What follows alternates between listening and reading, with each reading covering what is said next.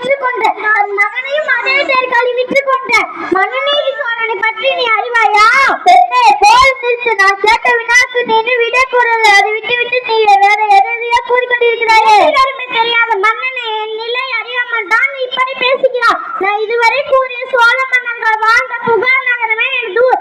அவ்வூரில் பெருமையிலா சிறப்புடைய புகழ்மிக்க மாசாத்துவன் மகனாகிய கோவலின் மனைவி நான். ஓ, இப்போது புரிகிறது. கோவலின் மனைவி நீ? போதும் மன்னா, என் கணவனை இழவதற்கு உனக்கு என்ன தகுதி இருக்கிறது?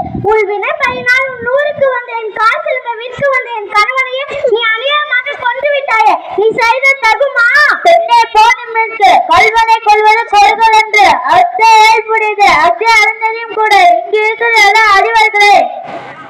உனக்கு தெரியாதா என்ன? அறிநறிய தவறிய மன்னா, நீ சொல்வது போல் என் கணவன் கல்வன் அல்ல. அவனிடம் இருந்த சிலம்பு அரசிற்குள்ளே சிலம்பன்று. அதன் இன சிலம்பு என்னிடம் உள்ளது. இங்கே பார், என் காசிலுமே பரல் மாணிக்க பரலால் ஆனது. பெண்ணே, நீ சொல்வது உண்மையானதா? உண்மையாயி அரசிற்குரிய சிலம்பு முத்துக்கற்களால் ஆனது. ஆட்டோன் இருந்த முத்துக்கற்கள் இருக்கிற அறிவார்களே. யாரங்கே கோவிலிருந்து பெற்ற சிலம்பை கொண்டு வா. பெண்ணே, இதோ கோவிலிருந்து பெற்ற சிலம்பை. நீதி தவறாதவன் என்று உன்னை கூறிக்கொள்ளும் ஒரு தவறும் செய்யாத என் கணவனை நீ கொன்றது ஒரு அணிநெறிக்கு இழுக்கு என்ற இதை மைப்படுத்துகிறேன். இங்கே பார். சொல் கேட்டு தவிர்த்துவிட்டனே. இதுவரை என் குலத்திற்கு எவரும் செய்யாத பழிச்சிற்கு ஆளாகிவிட்டேனே. நீ யானோ அரசன், யானே கல்வன்.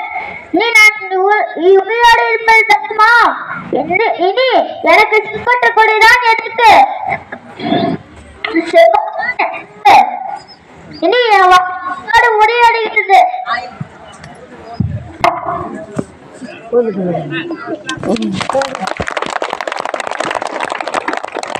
நன்றி.